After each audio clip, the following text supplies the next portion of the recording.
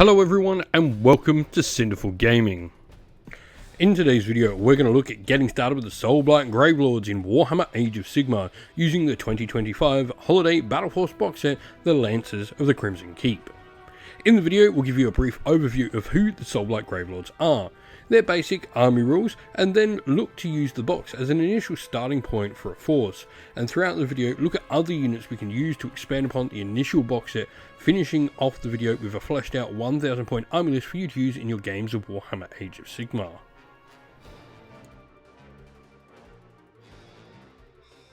And so, into the box set, leading this is Prince Vordry himself. Now this model can be built as an unmounted version of the Undead Draconith, but Prince Vordry is definitely what you want to do, considering this initial box will have 1000 points from the get-go if you do use Vordry in it. He is a solid character, definitely on that sort of upper echelon character. He's a unique named character. What this means is you can only include one of this model in your army regardless, as he's sort of, a major player in the setting of Warhammer Age of Sigmar. 18 health, 3+ save. He's also got the death ward that you would expect of 6+ there, but a bunch of other abilities on top of this. Now battle damaged is probably the only negative ability, where if he takes too many wounds he does have these attacks of Shordmare's Claws reduced to 5, Shordmare being the dragon that he's mounted on. But then we've got a bunch of abilities. Saint to Slaughter is the first of them, an end of turn army ability where friendly non-vampire units that's destroyed using a fight ability and is wholly within 12 inch, you pick one of the following effects to apply for the rest of the battle. Add 2 to the move, attacks of +1 damage. Just a really cool ability. This just allows you to get more benefits on your vampire units that are trotting around, and of course you can use this on other heroes. You can't use this on himself because he is a monster. He doesn't meet the criteria himself. Trail of Crimson is a combat phase ability. It's the Rampage, so this is sort of an ability that a bunch of different monsters get. Now what's important here is a once per turn army ability. Obviously you can only include Vordry once, but to explain once per turn army abilities anyway here, this means that you can only use this ability once for your whole army regardless of how many of that model are in play. You get to make a piling move, and if it goes into combat, pick an enemy unit in combat and inflict some mortal damage on a 4+. And then we've got Quick Blood, which is a spell enabling you to give strike first to a unit. Or to himself. A really cool spell to have access to. He's a wizard 1, so he does have access to all the other spells, as well as the manifestation lore for the Soulblight Gravelords, or whichever one you choose to take in your force as well. All in all, a really solid character. Plenty beefy, plenty of damage output in those attacks. And if you can get all the right buffs off on himself, that strikes first, he can be an absolute wrecking machine. And so, before we get into looking at what is in the initial box set, we are going to look at the Soulblight Gravelords army rules. And the first of these is Ancient Burial Sites, where if a friendly Cursed Sepulchre is on the battlefield, you can set up 2 additional Cursed Sepulchres on the battlefield as well. First has to be set up more than 3 inch from all units, objectives and terrain features. The second must be set up wholly outside enemy territory and more than 3 inch from all units, objectives and terrain features as well. The original Cursed Sepulchre, as a designer's note, is set up in step 1 of deployment using the Deploy Faction Terrain ability. This ability allows you to set up the second and the third terrain feature as used in step 3 of the deployment phase after armies have been deployed. This is pretty cool. These will be a fundamental part of your army that will grant you various different benefits to summing out your manifestations and stuff like that during the game. We then have the Unquiet Dead. Now this allows you to pick a Death Rattle or Dead Walkers unit that has not been deployed and essentially set them up on the side of the table in reserve or in the grave. You then have the Rising Dead, where you can essentially summon this unit to the table from a friendly Cursed Sepulchre more than 9 inch from all enemy units and within 6 inch of that piece. Deathly Invocation is a way to heal a bunch of your deathly units on the table. Generally your lesser pieces get healed by this. Now if you do choose to do this, you have to pick a friendly Soulblight Gravelords hero to use it, and then 3 Death Rattle or Deadwalk units wholly within 12 inch get to have the heal. Lastly, we have Endless Legions for the Death Rattle anyway, and this allows us to essentially summon back some of our undead units that get destroyed during the game.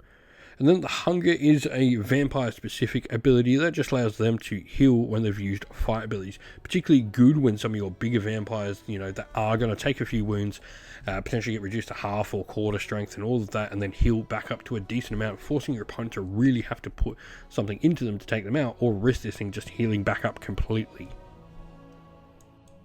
Today's video is sponsored by Gap Games, a fantastic miniature wargaming store in Queensland, Australia. They stock a wide variety of miniature wargames from all things Games Workshop to some of my personal favourites, Conquest, The Last Argument of Kings, and all things Modifius wargames as well. Use our affiliate code in the link below to help support both this fantastic store and the channel as well. And so, into the box here, leading this is Prince Vordray himself. Now, this model can be built as an unmounted version of the undead Draconith, but Prince Vordray is definitely what you want to do, considering this initial box will have 1,000 points from the get-go if you do use Vordray in it.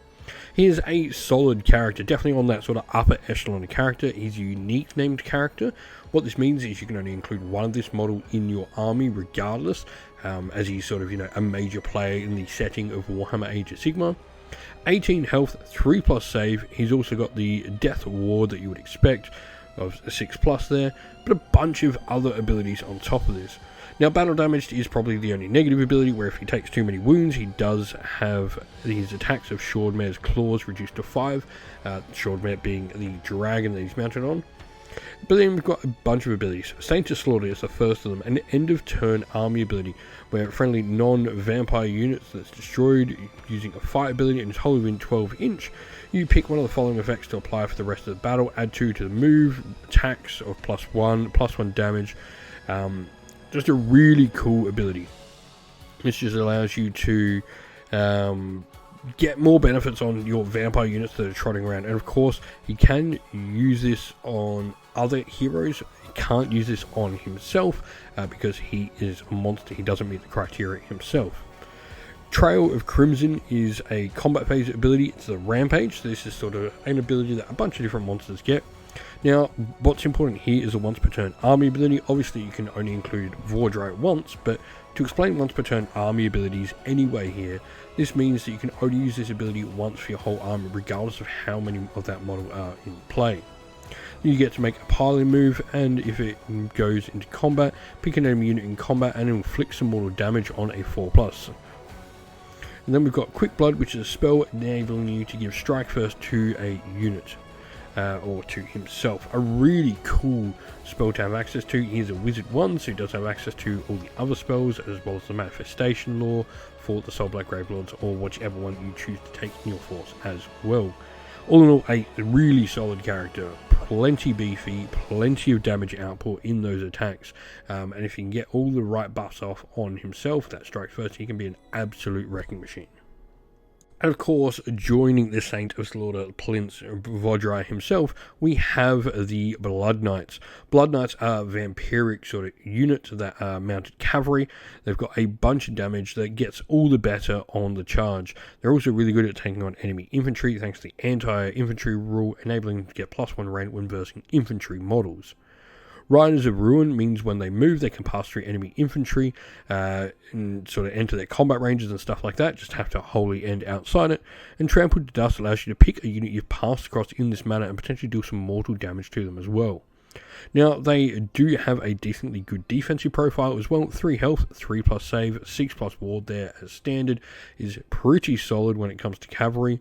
You've also got the ability of a champion and standard bearer there as well to get you an extra attack from the champion model, and the standard bearer to enable you to have a little bit more control, which is important considering the models are just base control 1, so a unit 5 going to control 6 is going to be relatively important.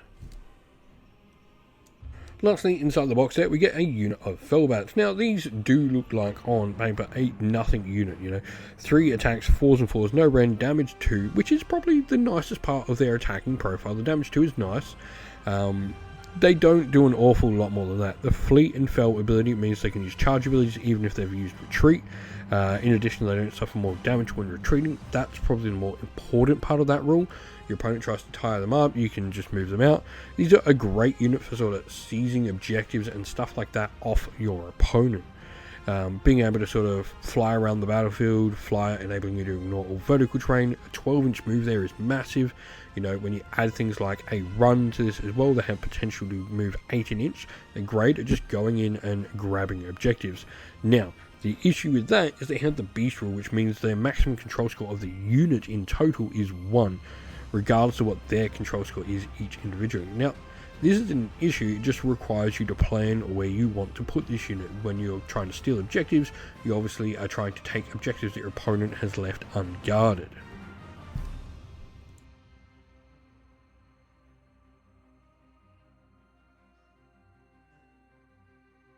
And so where to go next? And the first thing to grab is the Curse Sepulchre. This is your faction terrain for the Soulblight Gravelords, and we did talk about this briefly in the Army Special Rules.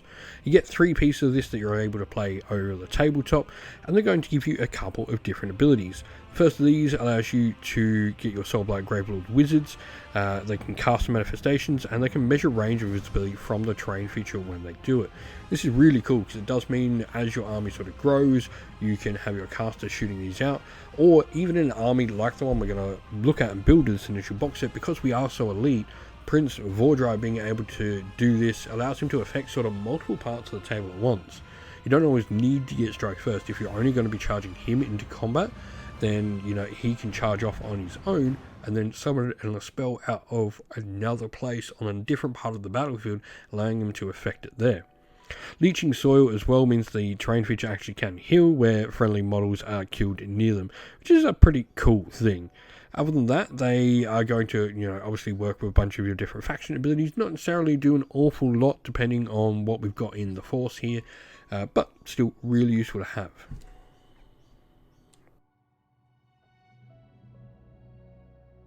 Moving on to manifestations, and we've gone for grabbing the Soulblight Gravelord's specific manifestation lore, and the first of these is going to be the Hand of Nagash. This is the giant sort of cartoon looking hand that you have. The Grasping Talon is relatively decent, 5 attacks, 4s and 2s, red 1 damage 2. If this thing can spike, it can do a decent amount of damage. We also have a couple of other cool abilities with it. Chill Grasp means you can pick an enemy unit in combat and you can sort of reduce their control score. You can stop them using move abilities, which does include retreating from it, really locking down and tying enemy units up. It's a cool ability to have. Inescapable Reach as well means you can remove this manifestation from the battlefield during your movement phase, then roll a d3. On a 2+, you can remove the manifestation number of inches equal to roll after you've set it up 9-inch from your enemy. Really cool way to sort of just have it jumping around the table and be more active.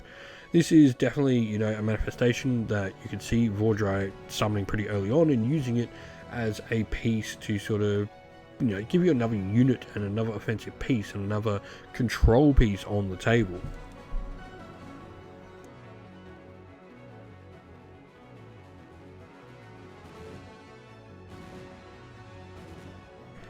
After that, we then have the Sanguine Swarm. This is the 2 model part endless spell, which we have the multiple part special rule for.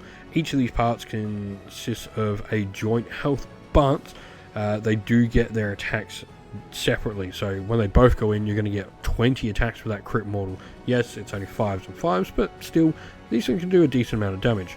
The Leeching Bites as well do heal when these things cause damage, which is really cool. They're just a straight up direct damage dealing one, going for loads of attacks. These would be great for sort of just putting into something. If your opponent doesn't deal with them, they potentially, you know, can spike, can deal a lot of damage from that, or even just enough to chip off those last few wounds you need gone.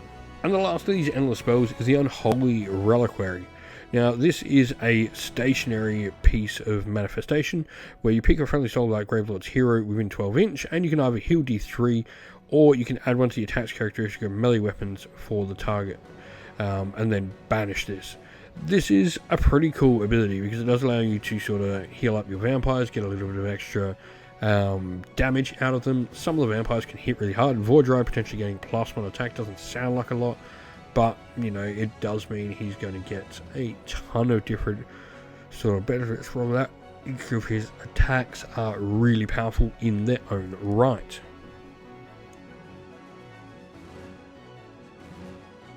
And so, in our force today, we are going for the Bacchanal of Blood battle formation. Now, the reason we've gone for this over the Army of Renown is so that we can use everything inside the army box. The Army of Renown doesn't let us use the fell bats we get here. Now, Aristocracy of the Night is still going to affect all the vampire units we have, where we get to add one to casting rolls for friendly vampires that are not in combat. So this is pretty cool. When Vaudray's not in combat, he's going to get access to this. But also +1 to wound rolls for combat attacks made by friendly vampire units that charge in the same turn. This is really important because you are going to get both these abilities with Vaudray in the same turn. He's not in combat, he can cast, and he can get his bonus. When he does get into combat, he then gets the bonus. As long as he's not getting bogged down and tied up in combats, he's going to get to use both of these abilities in the same turn. And then, pretty simple for our list here. What's really cool with this box set, it's 1,000 points, straight out of the box. You've got Prince Vaudray as your regimental leader, who will be your army's general. And then unit-wise, you have your 2 units of 5 Blood Knights and your unit of Fellbats to round out the force. We hope this video was helpful in getting you started with Warhammer Age of Sigmar, and it was able to give you some ideas and inspiration to start your own force in the game. If you have any other questions at all, please comment down below, and while you're there, don't forget to drop a like, subscribe, and join our Discord server to check out all our future Warhammer Age of Sigmar content.